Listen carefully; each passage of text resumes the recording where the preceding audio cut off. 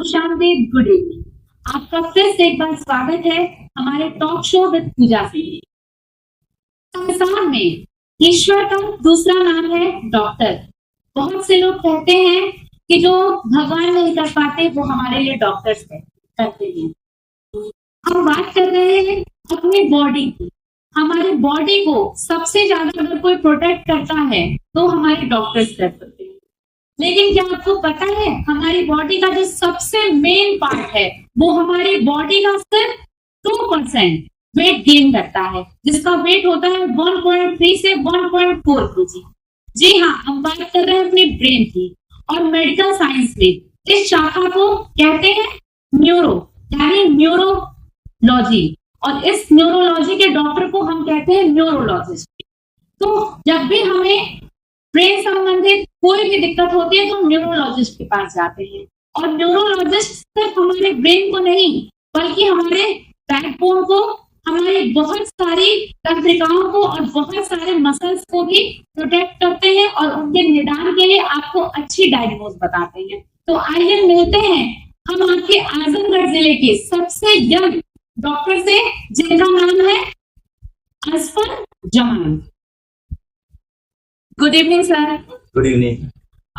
बहुत अच्छा लगा कि आज इतने बिजी शेड्यूल में आज आप हमारे इस पॉडकास्ट में आए और बहुत ही कम टाइम में आपने जो जिले में एक अच्छी न्यूरोलॉजी डॉक्टर का खिताब पाया है, जिसको देख के हमें बहुत खुशी हो रही है। तो हम जानना चाहेंगे कि यहाँ तक का आपका सफर कैसा रहा और किस समय से आप इस लाइन में हैं, कब आपने एमबीबीएस अपना कंप्लीट किया और कैसे आप यहाँ तक पहुंचे? मैं आप लोग का बहुत बहुत शुक्रिया अदा करना चाहता हूँ कि आपने मुझे यहाँ पर बुलाया और मुझे अपनी बातों को रखने के लिए मौका दिया। मैंने अपनी पढ़ाई हमारे हाई स्कूल इंटर में यहाँ पे जौनपुर से डॉक्टर रिजवी लंदन से कटिंग से की। 2011 में मैंने एमबीबीएस ज्वाइन किया एसडीएम मेडिकल कॉलेज हार्वर्ड से। 2018 पास आउट होने के बाद मैंने एमएस जनरल सर्जरी किया जनोपया मेडिकल कॉलेज बैंगलोर से। मैंने ज्वाइन किया पीएनबी न्यूरो सर्जरी, जो मैंने लाइफलाइन हॉस्पिटल अनूप सर के अंदर में कंप्लीट किया 2025 में। और 13 जुलाई 2025 से मैं अपनी सेवा दे रहा हूँ doctor Imtiaz neuro and multi speciality hospital में, जो हर्रा की चुंगी है। और तब से मैं ऑलमोस्ट 5 मंथ से मैं वहाँ पर भी सेवा दे रहा हूँ। और ये मेरी जर्नी की शुरुआत बात की जाए तो 2007 से ही हो गई थी, जब मैं अपने घर को छोड़ के पढ़ाई के लिए बाहर निकला था। और वो अभी भी जारी है, अभी भी मैं अपने घर से दूर ही हूँ। और अब मैं इस फील्ड से मैं आ चुका हूँ आजमगढ़ शहर में अपनी सेवा देने के लिए। और मैं न्यूरो सर्जन हूँ, जो एक आजमगढ़ में बहुत से न्यूरो सर्जन, मैं भी एक न्यूरो सर्जन हूँ, न्यूरोलॉजिस्ट न्यूरो सर्जन। तो सर ने जैसा कि बताया, इन्होंने न्यूरोलॉजिस्ट, मैंने बोला इन्होंने न्यूरो में एमएस किया, मतलब सर्जरी की पढ़ाई इन्होंने न्यूरो में की है। तो सर मैं ये जानना चाहती हूँ कि आपके पास नॉर्मली न्यूरो के भी तो मरीज आते होंगे जिनको हेडेक, सर में दर्द, स्पाइनल की प्रॉब्लम। तो ऐसे आपको आजमगढ़ में लगभग कितने ऐसे डॉक्टर, ऐसे पेशेंट्स हैं जो आपके पास, लगभग इस डिपार्टमेंट में कितने पेशेंट आपके पास आते हैं? क्या इसकी तादाद आजमगढ़ जिले में बहुत ज्यादा है? आजमगढ़ एक हब बन गया है न्यूरो का। आजमगढ़ में डॉक्टर अनूप सर 2007 से हैं, डॉक्टर शिशिर जायसवाल सर हैं, राजेश सर हैं, डॉक्टर पुष्कर सर हैं, डॉक्टर नीरज पाटिल हैं, डॉक्टर आकाश सर हैं। मैं एक आजमगढ़ के अराउंड के जिले और आजमगढ़ शहर, तो अब लोगों ने पहचान लिया कि वहाँ पर न्यूरो की अवेलेबिलिटी है। और रही बात बीमारियों की, तो सर दर्द से लेके ट्यूमर तक, ब्रेन ट्यूमर तक, सर की चोट से लेके, छोटी चोट से लेके बड़ी चोट तक, स्पाइन की चोट तक, कमर दर्द से लेके कमर के ट्यूमर तक, कमर के ऑपरेशन तक, जो सब हो सकता है आज इस समय आजमगढ़ में अवेलेबिलिटी है। तो आज हमारे आसपास के जिले में जैसे जौनपुर, मऊ, गाजीपुर, बलिया, वहां से भी पेशेंट हमारे आजमगढ़ शहर में आते हैं उसके इलाज के लिए, उसके ऑपरेशन के लिए, या जो भी ट्रीटमेंट है। उनको पता है कि अब आजमगढ़ शहर में अवेलेबिलिटी इसकी है, डॉक्टर वहाँ पर 4-5-7-8 मौजूद हैं, तो और वहाँ पर अच्छी फैसिलिटीज हैं। तो लोग बड़े शहर ना जाके, बड़े शहर में मैं ये नहीं बोलूंगा आजमगढ़ छोटा शहर है, लखनऊ वगैरह, दिल्ली वगैरह ना जाके पहले आजमगढ़ दिखाना पसंद करते हैं। और यहाँ पर सहूलियत भी रहती है उनको आसपास जिलों के मुकाबले, और यहाँ पर अच्छी फैसिलिटीज भी है। जैसे कि आपने बताया कि ये एक हब हो चुका है न्यूरो डिपार्टमेंट के लिए, तो आजमगढ़ में इसके पहले भी बहुत बड़े-बड़े दिग्गज डॉक्टर्स आजमगढ़ में न्यूरो डिपार्टमेंट से हैं। तो आपने या तो ये आपका होम टाउन रहा हो या आपने इसी कॉम्पिटिशन क्षेत्र को ही चुना, आपने इस जिले को ही चुना, आपने और इसके अलावा कोई और जिला क्यों नहीं चुना अपनी प्रैक्टिस? मैं रहने वाला जौनपुर जिला से हूँ। मेरा जन्म स्थान मझौरा के कसराय में। मैं शाहगंज में हम लोग बसे हुए हैं। हमारी फैमिली पूरी फैमिली शाहगंज में है। मेरा ससुराल आजमगढ़ है और मैं आजमगढ़ में डॉक्टर अनूप सर के अंडर में लाइफलाइन हॉस्पिटल से मैंने टीएमपी न्यूरो सर्जरी किया और वहाँ पर मैं 3 साल अपनी पढ़ाई की और अनूप सर के अंदर में सीखा। उनसे बहुत कुछ सीखा और जब मैंने कंप्लीट किया तो मेरे दिमाग में बहुत सी चीज़ें चल रही थी कि प्रैक्टिस कहाँ की जाए। जौनपुर भी सोचा, शाहगंज भी सोचा, आजमगढ़ भी सोचा और कुछ दिन जाके एक तरह की समझो सर्वे किया कि किस तरह की फैसिलिटीज, किस तरह की ट्रीटमेंट दिया जा सकता है शहर के मुकाबले आगे। जब मैं शाहगंज गया तो मुझे थोड़ा सा फील्ड के बारे में पता चला कि मुझे और डिपार्टमेंट की जरूरत पड़ेगी, जैसे एनेस्थीसिया डिपार्टमेंट की, आईसीयू की। तो मुझे उसका बैकअप बहुत अच्छा नहीं मिल रहा था कि मैं अकेले तो नहीं कर सकता, मुझे पूरी एक टीम चाहिए। और फिर मेरा दूसरा ऑप्शन आजमगढ़ था। फिर मैंने आजमगढ़ में आकर ये सब चीज़ें देखी और मुझे पता था कि आजमगढ़ में already 6-7 senior doctor neuro surgeon हैं, तो यहाँ पर उस चीज़ की कमी नहीं होगी।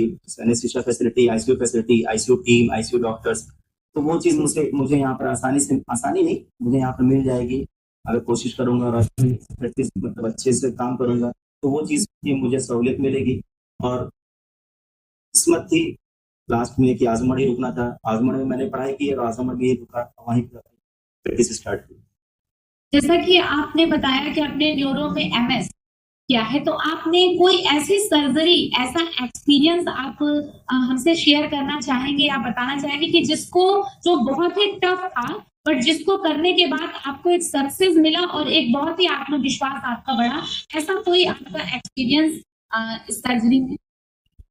देखिए, मैंने अपनी 3 साल की पढ़ाई या training lifeline hospital doctor Anoop sir के अंडर में की, तो वहाँ पर मैं सर्जरीज वगैरह में भी और सर के साथ असिस्ट करना, ये सब उस टाइम एक रहता था कि मैं किसी के अंडर हूँ, किसी के कोई ऊपर है, होगा तो संभाल लें।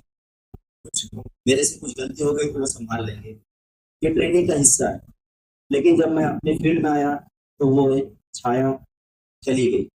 लेकिन कभी ना कभी तो ये होना ही था कि आप अपने से खुद पे आपको प्रैक्टिस करनी है। और फिर मैं यहाँ पर मेरे दिमाग में ये था कि प्रैक्टिस स्टार्ट करूँगा और बहुत बार पेशेंट सोचता है कि नहीं, ब्रेन का ऑपरेशन है, सीनियर डॉक्टर से कराऊंगा, बहुत एक्सपीरियंस डॉक्टर से कराऊंगा।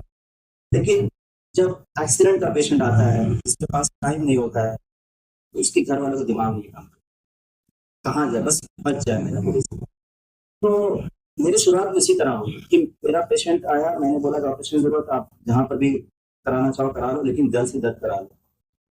फिर उसने बोला कि सर आप ही करिए। मैंने उसको बताया कि मैं भी नया हूँ, अगर आप कहीं और समझना चाहते हो, कहीं और कराना चाहते हो, आसपास शहर में भी 4-5 लोग सीनियर डॉक्टर हैं, आप समझ लो। लेकिन उसका विश्वास था कि नहीं सर आप ही करिए। और वो पेशेंट को मैंने ऑपरेट किया, आजमगढ़ जिले का ही था और पेशेंट आया था एक्सीडेंट करके। तो एसडीएक्स नाम की एक चीज होती है जिसमें दिमाग के अंदर खून जम जाता है और एक पेशेंट कोमा में था और उसको हम लोगों ने बहुत जल्दी से प्रिपरेशन करके ऑपरेट किया और पेशेंट कोमा में था और ऑपरेशन के बाद आंख वगैरह खोलने लगा।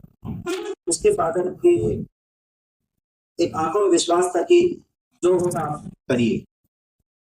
और ऑपरेशन के बाद वो मेरा पहला ही ऑपरेशन था, मुझे भी अपने इतना वो नहीं था कि मैं उस तरह से कर पाऊंगा या जो भी था, लेकिन ये किया था कि सामने कोई मरीज है जिसकी जान जा रही है तो एक ही ऑप्शन है। और बहुत से पेशेंट मैंने ऑपरेट किए थे सर के साथ, तो ये था कि इंशाल्लाह कर ले जाऊंगा। और उसको ऑपरेट करने के बाद जब उसने अपनी आंखें खोली तो एक दिल को सुकून मिला कि कुछ अच्छा हुआ। और फिर पेशेंट कोमा से बाहर आया, पेशेंट ठीक हुआ, पेशेंट मेरे पास आता है फॉलोअप में और पेशेंट पूरा स्वस्थ है। ये मेरा पहला ऑपरेशन था। उसके बाद मैंने बहुत सी सर्जरीज की। अभी तक 15 से 20 ऑपरेशन मैंने शहर मतलब आजमगढ़ में किए। ज्यादातर उसमें एक्सीडेंटल केस भी थे और कुछ ठंड जैसे पानी का थैला बढ़ जाता है उसके भी ऑपरेशन हुए और कुछ फोड़े वगैरह के भी ऑपरेशन हुए। एक बच्चा जो 4 महीने का था उसको ब्रेन टीबी हुई। तो बच्चा एडमिट था, बच्चे के डॉक्टर के पास डायग्नोज किया ब्रेन टीबी हुई है, इसके दिमाग का थैला बढ़ गया है, दिमाग में पानी का थैला बढ़ गया है, इसको ऑपरेशन की जरूरत है। बच्चा मेरे पास आया बहुत ही गरीब। मैंने ऑप्शन दिया कि इसको शंट करने की जरूरत। शंट एक तरह का ऑपरेशन होता है जिसमें पानी के पानी जो थैला बढ़ जाता है उससे दूसरे रास्ते से उसको डाइवर्ट किया जाए कि पानी के थैला कम हो जाए। बच्चा को बहुत लगातार झटके आ रहे थे। ये था कि उसको ऑपरेशन की इमीडिएट जरूरत है। और फिर हमने पेशेंट से बताया कि ऑपरेशन पेशेंट तैयार हुआ और ऑपरेट किया। ऑपरेट करने के बाद दिमाग नहीं काम किया। अब इस बच्चे को वेंटिलेटर की जरूरत है, 1 दिन 2 दिन, क्योंकि ये बच्चा छोटा है, 4 महीने का है और हमारा एक हॉस्पिटल जो है एडल्ट का है। 4 महीने के बच्चे के लिए वेंटिलेटर, न्यूनेटल वेंटिलेटर लगते हैं और जो उसके वीगो वगैरह कैमरा वगैरह बहुत पतले पतले होते हैं। हमारा स्टाफ उसके लिए इतना ट्रेंड नहीं। तो हर जगह दिमागी ना नहीं काम किया कि अब करो क्या। ऑपरेशन तो हो गया लेकिन इसका पोस्ट ऑफ केयर कैसे करना है। फिर मैंने पीडियाट्रिशियन से हेल्प लिया। फिर मैंने खुद जाके पेशेंट को वहाँ पर शिफ्ट कराया, खुद जाके उसको वहाँ पर शिफ्ट किया और बाद में जाकर 2-3 बार उसको जाके देखा, बच्चा स्वस्थ है, ठीक है। तो बहुत बार आपको अपने एक्सपीरियंस के साथ आपको अपना दिमाग भी सेटल रखना पड़ता है कि इसके बाद में क्या करना। ऑपरेशन तो कर देंगे, इसके बाद का केयर कैसे करना। और ये चीजें बहुत मायने रखती है ब्रेन इंजरी में, मतलब दिमाग की चीजें। और कभी कभी दिल के अलावा दिमाग को भी सोचना पड़ता है, हर बार दिल के और बहुत बार ऐसा होता है कि इमोशन के साथ खेलना पड़ता है आपने, क्योंकि किसी का कुछ नहीं पता ब्रेन इंजरी में कब पेशेंट खराब हो जाए और घर का पूरा इमोशन जुड़ा होता है तो वायलेंट भी हो जाते हैं।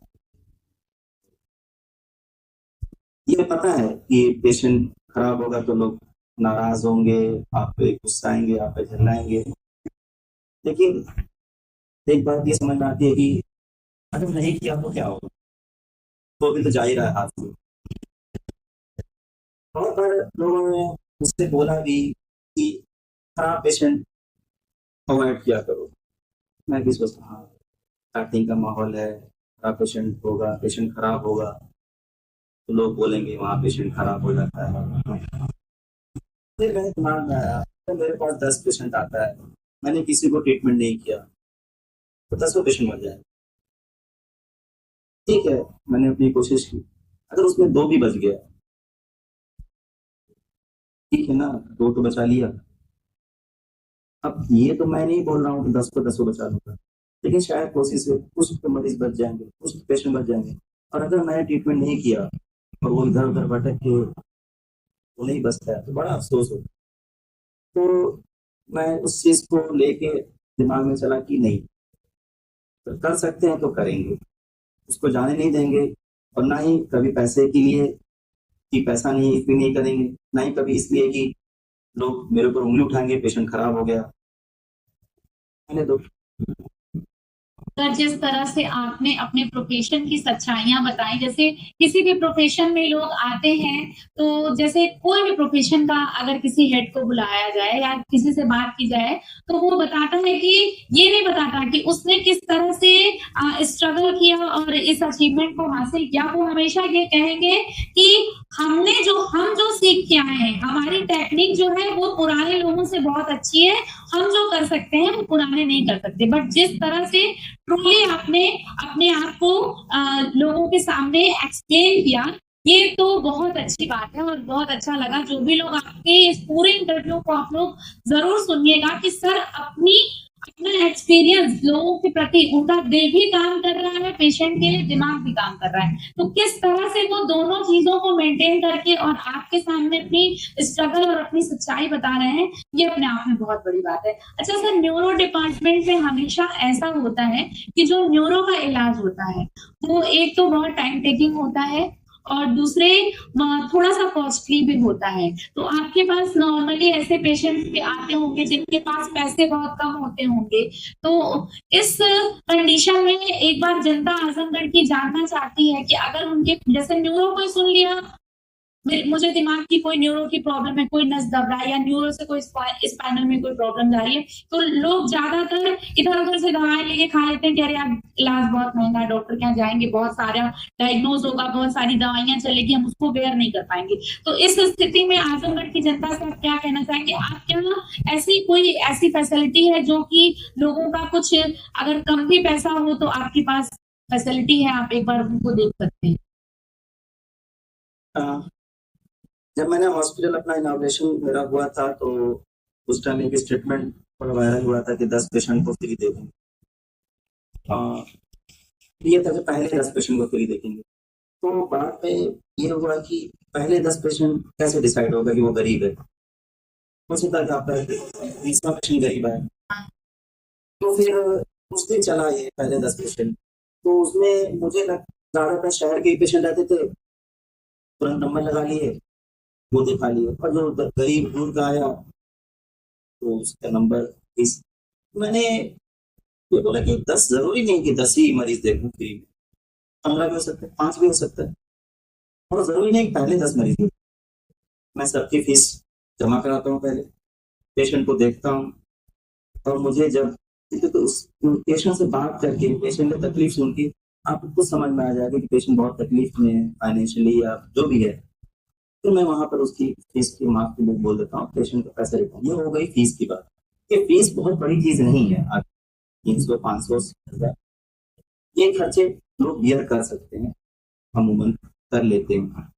रही बात ट्रीटमेंट की, देखिए ट्रीटमेंट में जब आप डायग्नोसिस पे पहुंचने के लिए आप पहुंचेंगे तो आपको इन्वेस्टिगेशन कराना पड़ेगा, जांचें करानी पड़ेंगी, एमआरआई कराना पड़ेगा, सीटी स्कैन कराना पड़ेगा, उसके बाद उसकी बीमारी का पता चलेगा, और फिर बीमारी का पता चलेगा फिर उसका इलाज स्टार्ट होगा, और उसकी बीमारी के हिसाब से उसके इलाज स्टार्ट होंगे। और कुछ बीमारी के इंजेक्शन चल रहे हैं, कुछ बीमारी के टैबलेट चल रहे हैं, कुछ महंगे टैबलेट होते हैं, कुछ सस्ते टैबलेट होते हैं।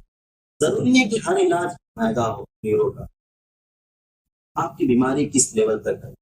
अब आप चाहोगे पैसे बचाने के लिए कि कम पैसे में ही मेरा इलाज हो जाए, और बीमारी बहुत खराब रूप ले चुकी है, नहीं पॉसिबल है। इंजेक्शन महंगे, इंजेक्शन हम नहीं बनाते, इंजेक्शन कंपनियां बनाती, उसके रेट्स गवर्नमेंट ने डिसाइड किया है। और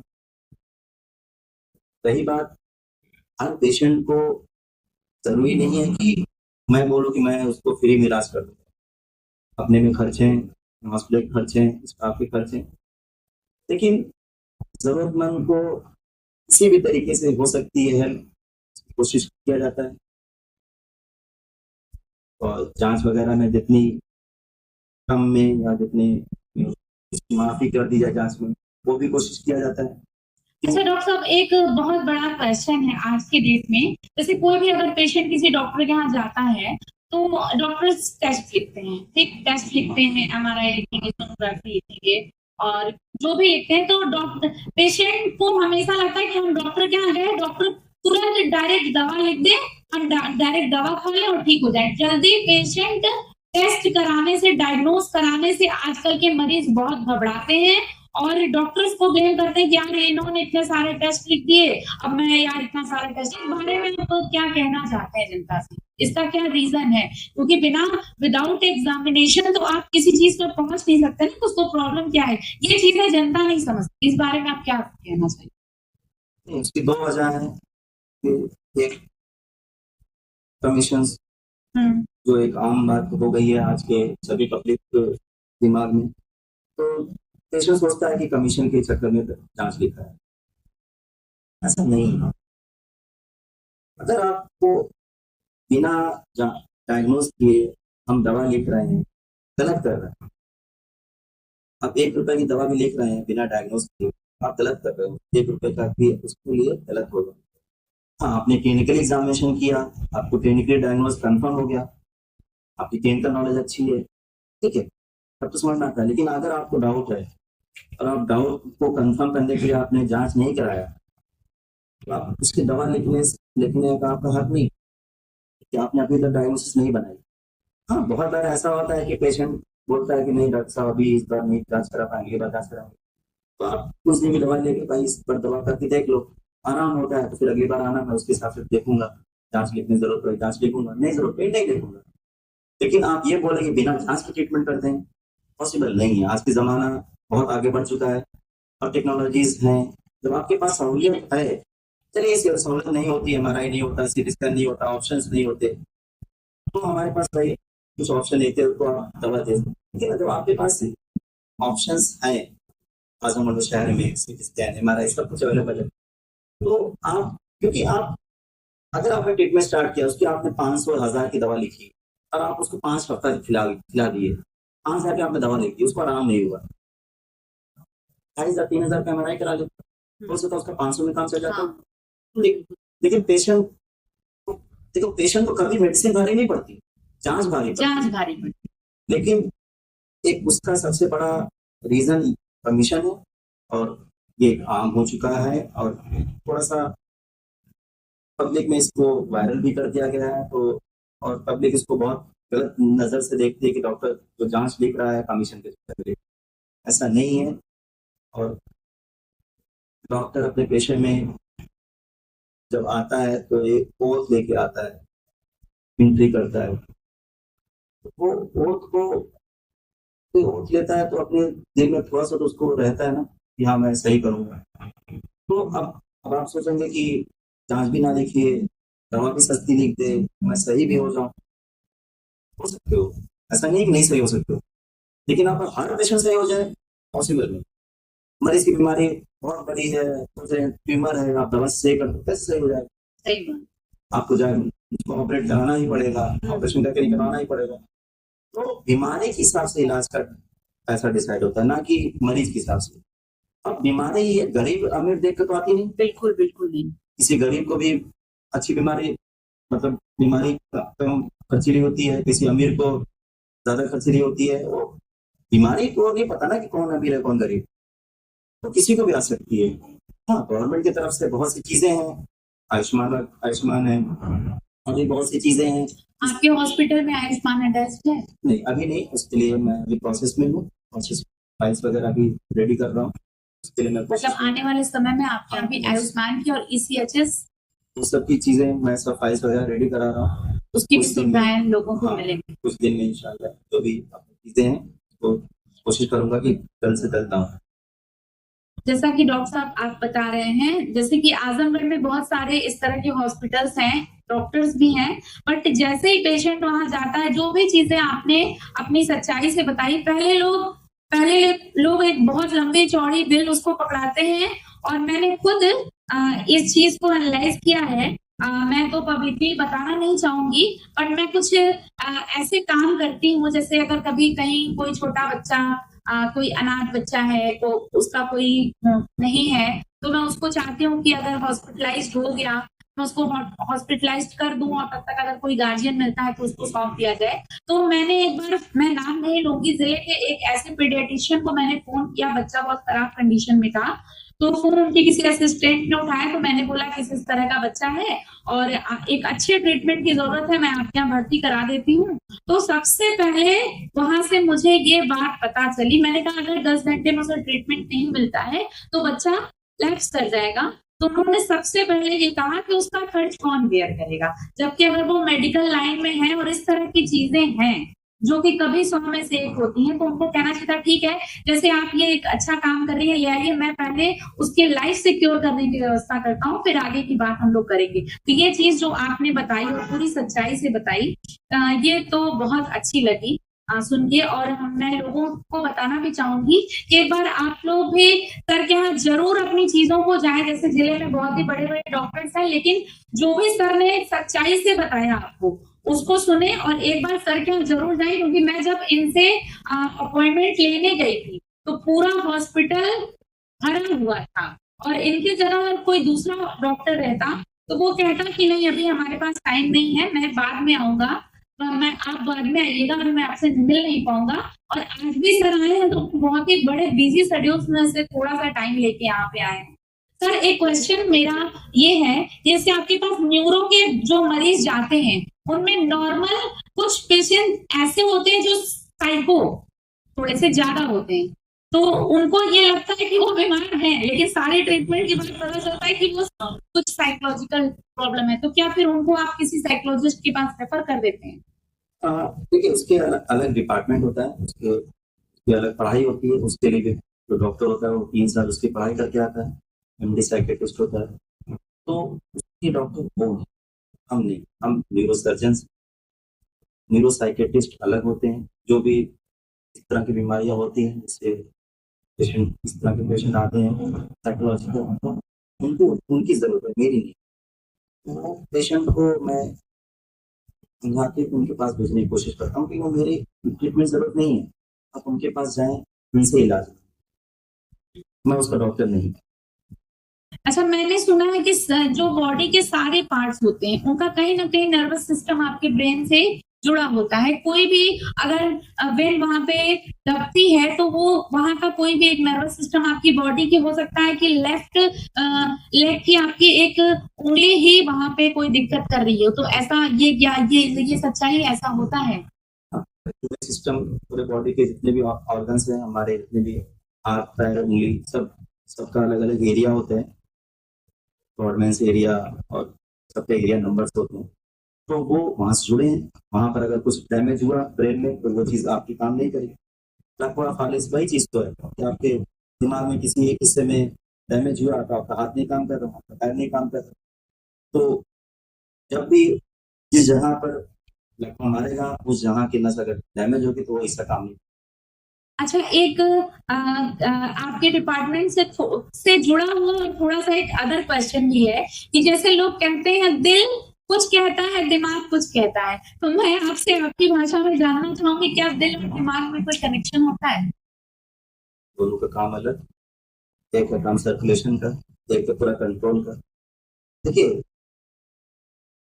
दिल और दिमाग की बात की है ना, एक ब्रेन डेथ एक टर्म होता है ना, ब्रेन डेथ मतलब है कि दिमाग नहीं काम कर रहा लेकिन हार्ट काम कर रहा है।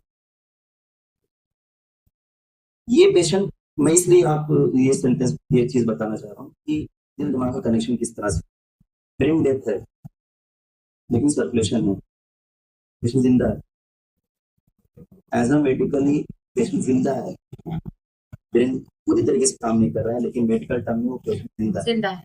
और ये पेशेंट ऑर्गन डोनेशन के लिए सबसे अच्छे होते हैं, जो ऑर्गन डोनेट कर सकते हैं, तो उसकी फैमिली रेडी है, तो कनेक्शन तो है ना। ये जरूरी नहीं है कि दिमाग चले और आदमी किसी काम करे, दिमाग ना चले तो आदमी किसी काम करे, तो आदमी बहुत काम का, तो आदमी 4-5 लोगों की जान बचा सकता है अपने ऑर्गन को डोनेट करके। लेकिन अगर दिल नहीं काम किया तो सर्कुलेशन खत्म, दिमाग का कोई, तो दिल तो जरूरी है क्योंकि आपका सर्कुलेशन अगर मेंटेन है तो ऑर्गन परफ्यूज रहेगा, ऑर्गन सर्कुलेशन मिलता रहेगा, ऑर्गन जिंदा रहेगा। लेकिन ब्रेन डेथ मतलब है कि ब्रेन अपना काम नहीं कर पा रहा है, उसके जो फंक्शन है वो काम नहीं कर रहे हैं, लेकिन पेशेंट को जितने भी ऑर्गन्स है, किडनी है, लीवर है, ये सब काम कर रहे हैं क्योंकि वो हार्ट काम कर रहा है। तो अगर हार्ट काम कर रहा है तब दिमाग नहीं काम कर रहा, तब दिमाग नहीं काम कर रहा मतलब दिमाग पूरी तरह से डेड, तो भी वो आदमी बहुत काम का है कि वो 4-5 लोगों की जान बचा सकता है। अच्छा, जैसे कि कुछ देर तक जीवित रहता है, ऐसा कुछ है? नहीं, ऐसा नहीं है। देखिए मरने का टर्म ही ये है कि पेशेंट का हार्ट काम नहीं कर रहा है। ठीक, हाँ, जब हार्ट नहीं काम कर रहा है तो ब्रेन को ऑक्सीजन नहीं पहुंचा, ब्रेन भी डेथ हो जाएगा, डेथ हो जाएगी। मतलब हार्ट के साथ साथ ब्रेन डेथ होती है। मतलब दिल अगर मरा तो दिमाग मर सकता है, लेकिन दिमाग मरा फिर भी दिल जीवित रहता है। ये है कि ब्रेन डेथ का ही टर्म यही है, इसी में ऑर्गन डोनेशन का कॉन्सेप्ट आया है। पेशेंट को आप वेंटिलेटर पर रखे हैं, मशीन पर रखे हैं, हार्ट काम कर रहा है, पूरे बॉडी में सर्कुलेशन पहुंच रहा है, दिमाग नहीं काम कर रहा है, आप उसका ऑर्गन निकाल के डोनेट कर सकते, मतलब किसी और को दे सकते हैं। जी जी। लेकिन ये कि बस ब्रेन जिंदा रहता है ऐसा नहीं, ऑक्सीजन अगर नहीं पहुंचा दिमाग में तो दिमाग कैसे जाएगा, दिमाग काम नहीं करेगा। अच्छा, आपके हॉस्पिटल में कौन कौन सी फैसिलिटी अवेलेबल है? तो मेरे हॉस्पिटल में अगर बात की जाए तो as a neuro surgeon hospital, मतलब न्यूरो की फैसिलिटीज हैं। हमारे साथ MD medicine doctor Pankaj sir हैं, डॉक्टर फरहान सर हैं, ऑर्थोपेडिक डॉक्टर नदीम सर हैं, डॉक्टर फवाद हैं, हमारे साथ एनेस्थीसिया हैं, ईएनटी डिपार्टमेंट है, ऑप्थेल डिपार्टमेंट है। तो हमको जब भी जरूरत पड़ती है हम किसी की मदद लेने की कोशिश करते हैं कि उस मरीज को अगर जरूरत पड़े तो मरीज को अगर शिफ्ट नहीं कर सकते तो डॉक्टर को बुला के दिखाया जा सके। अगर डॉक्टर के पास टाइम रहता है हम उससे रिक्वेस्ट करते हैं कि आप हमारा मरीज आके हमारे हॉस्पिटल में देख लें, मरीज शिफ्ट करने लायक का नहीं है तो डॉक्टर भी आ जाता है। तो डॉक्टर को पता है कि बहुत बार ऐसा जरूरत पड़े, हमको भी जरूरत पड़ेगी कहीं और जाने की, देखने की, मैं भी जाता हूँ। मरीज की जरूरत के हिसाब से चीजें कभी कभी हमको मॉड्यूलेट करनी पड़ती है, अपना टाइम निकाल के जाना पड़ता है, क्योंकि बोला ना कभी कभी दिल की सुननी पड़ती है, दिमाग की नहीं। अपने पास टाइम नहीं है, ठीक है टाइम नहीं है, लेकिन अगर आपको लगता है कि शायद आप 10 मिनट सोए ना और एक किसी का हेल्प हो जाए, किसी मरीज की हेल्प हो जाए, 10 मिनट नहीं सोएंगे एक दिन क्या हो जाए। हाँ, जैसा कि आपने बताया कि आजमगढ़ आपका ससुराल है, तो ऑब्वियसली आप मैरिड हैं, तो आपकी वाइफ भी मेडिकल डिपार्टमेंट में से ही है या हाउस वाइफ है? नहीं, मेरी वाइफ जो है डॉक्टर महवेश, वो अभी एमडी मेडिसिन कर रही है बिहार से, अच्छा, फाइनल ईयर में है। ओके, मेरी एक बेटी भी है, अच्छा। 1.5 साल की। तो क्या आपका फ्यूचर प्लान वाइफ को भी यहीं पे सेट करेंगे? फ्यूचर किसने देखा, आगे का किसने देखा है, कल क्या होगा नहीं पता, लेकिन मेरा भी कोई फ्यूचर प्लान ऐसा नहीं था कि मैं आजमगढ़ में शिफ्ट होऊंगा। वक्त ने उस तरह पहुंचाया कि मैं आजमगढ़ शिफ्ट हो गया, आगे वक्त डिसाइड करेगा कहाँ जाऊँ। अच्छा, न्यूरो डिपार्टमेंट में सर एक जनरल क्वेश्चन है, मेल पेशेंट ज्यादा हो हैं कि फीमेल पेशेंट आजमगढ़ में ज्यादा हैं? नहीं, न्यूरो में मुझे नहीं लगता कि ऐसा कुछ हुआ है, मुझे तो दोनों पेशेंट इक्वली मिलते हैं। लेकिन सर दर्द लेके तो औरतें ही ज्यादा आती होंगी। कमर दर्द आदमी लेके पहुंचते हैं। मतलब सर दर्द लेके औरतें आती, कमर दर्द लेके आती। सर दर्द का रीजन है ना स्ट्रेसफुल लाइफ, स्ट्रेसफुल जिंदगी, वो एक माइग्रेन होता है पेशेंट के। औरतें घर में हैं, बच्चे संभालना, घर का काम करना, वो भी एक बहुत बड़ा काम है, और वो पेशेंट फिर स्ट्रेस से हेडेक वगैरह स्टार्ट हो जाता है तो वो पहुंच जाता है। कमर दर्द, वो काम करते हैं, दिन भर बैठे रहते हैं, दिन भर गाड़ी चलाना है, दिन भर काम करना है, कभी कोई वजन उठा लिए, कभी कुछ कर दिए, तो कमर दर्द स्टार्ट हो जाता है। तो ऐसा नहीं है कि कोई बीमारी फिक्स है कि इसी को होनी है, लेकिन हाँ दोनों बराबर ही आते हैं। अच्छा, आपके डिपार्टमेंट के जो भी बच्चे अभी आपसे जूनियर हैं और पढ़ाई कर रहे हैं, उनके लिए आप क्या संदेश देना चाहेंगे? न्यूरो सर्जन में क्या संदेश देना चाहेंगे कि वो और मेहनत करें, कड़ी मेहनत करें और अपने करियर को आगे बढ़ाएं? अच्छा है डिपार्टमेंट, ऐसा क्या? क्योंकि कुछ डिपार्टमेंट्स ऐसे हैं मेडिकल विभाग में जो कि लोग अपने आने वाली पीढ़ी को कहते नहीं भैया तुम ये वाला डिपार्टमेंट मत लेना, ये बहुत लेंदी है। तो आप इसके लिए अपने जूनियर्स को, अपने बच्चों को क्या संदेश देना चाहिए? जैसे आपने अनूप सर का नाम लिया, आपने अनूप सर के ट्रेनिंग में आज तक कितना काम किया, तो आपके ट्रेनिंग में जो बच्चे आते हैं उनको आप क्या कहना चाहेंगे? मैं भी उस लेवल पर नहीं पहुंचा हूँ कि मैं अपने जूनियर को संदेश दे सकूं। मेरा भी समझे मेरा ही जूनियर कैरियर है, 5 महीने ही हुआ है, लेकिन हाँ न्यूरो सर्जरी कोई कर रहा है तो भी अभी स्टार्ट कर रहा है या ज्वाइनिंग करना चाहता है, टफ है, कठिन है, स्ट्रेस है, लेकिन मजा है। एक जान बचती है, अंदर से सुकून मिलता है। Very good. तो कठिन है, रात की रात किसी भी वक्त आपको जाना पड़ सकता है, और बहुत स्ट्रेसफुल लाइफ है कि आपने ऑपरेशन किया, मरीज उठाई नहीं, कोमा में है, रात भर नींद नहीं आई, आपने किसी को ट्रीटमेंट दिया, पूरी मेहनत से किया, तीसरे दिन मरीज खराब हो गया, अंदर से होता है यार क्या हो गया। तो ये पार्ट ऑफ पर्सन लाइफ है, आपको करना है, लेकिन जो भी ज्वाइन करता है उसको पता है न्यूरो सर्जरी लाइफ, तभी ज्वाइन करता है। कोई बिना सोचे न समझे न्यूरो सर्जरी नहीं ज्वाइन करता, और जो भी ज्वाइन करता है उतना वो समझदार है और उसको पता है कि आगे क्या करना। मैं इतना अभी सीनियर नहीं हूँ कि मैं किसी को एडवाइस दे सकूँ। हाँ, मैं इतना बोल सकता हूँ कि आगे की लाइफ स्ट्रेसफुल है, लेकिन एक अंदर से सुकून वाली भी है।